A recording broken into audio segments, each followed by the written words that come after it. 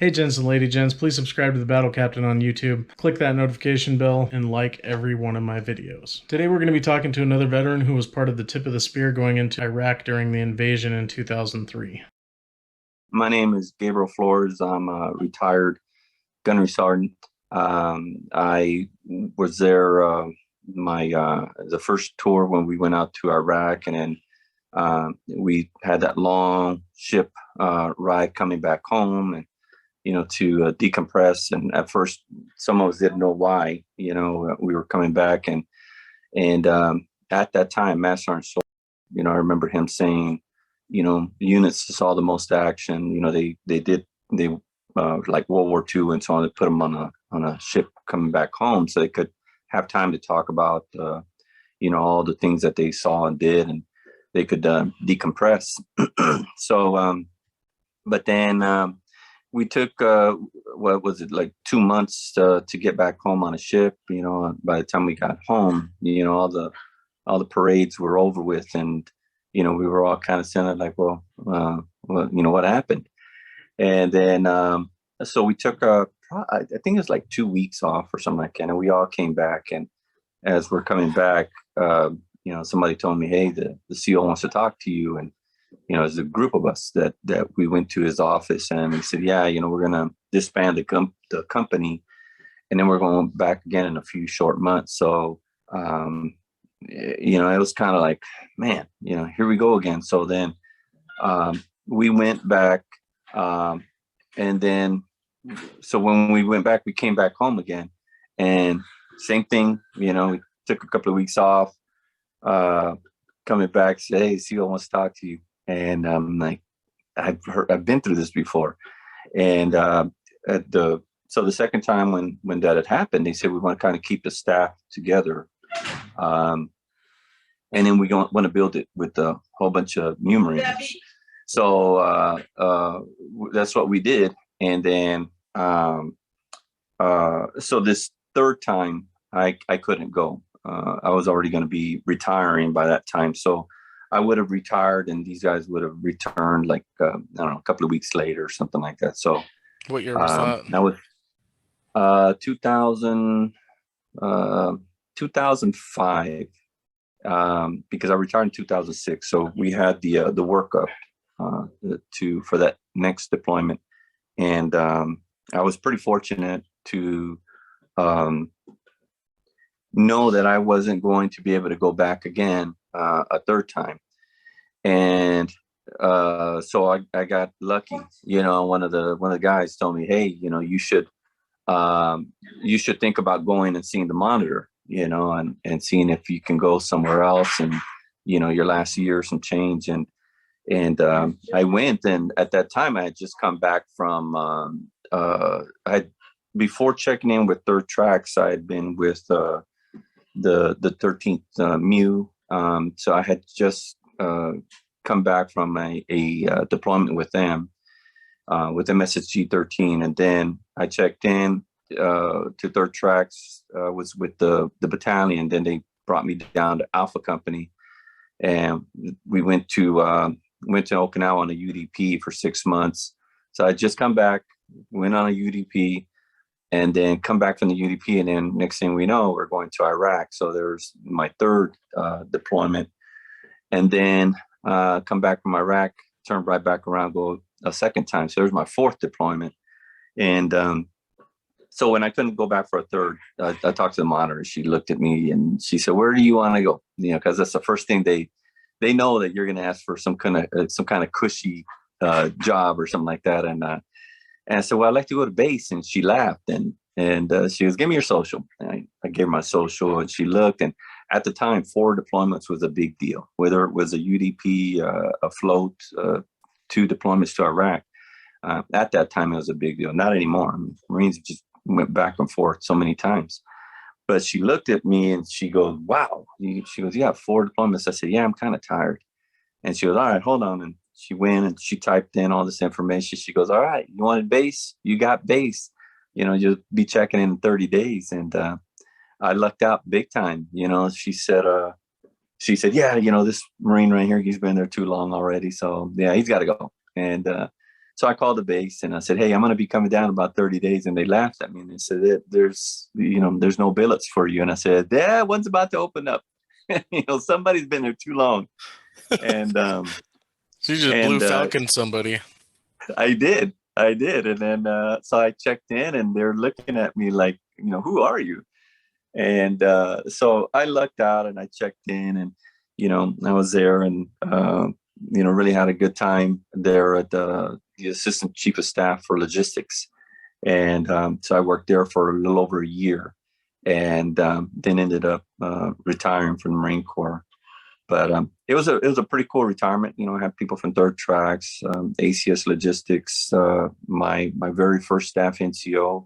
When I got to my very first duty station, he picked me up. They actually had a car. My very first duty station was Okinawa.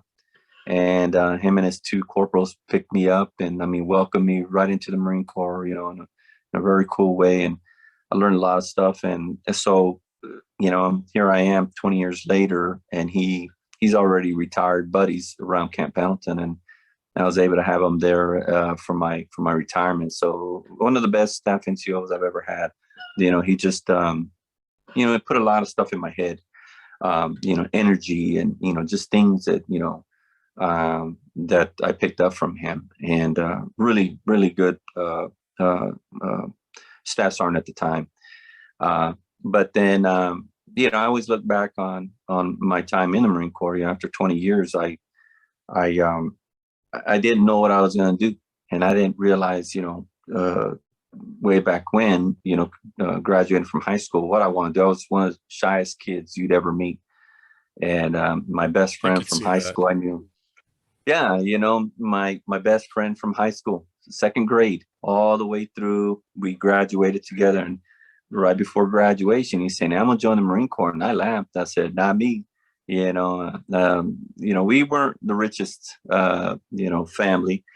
And he goes, well, what are you going to do? I said, man, I said, I don't know. But for graduation, my mom is going to get me a little home stereo.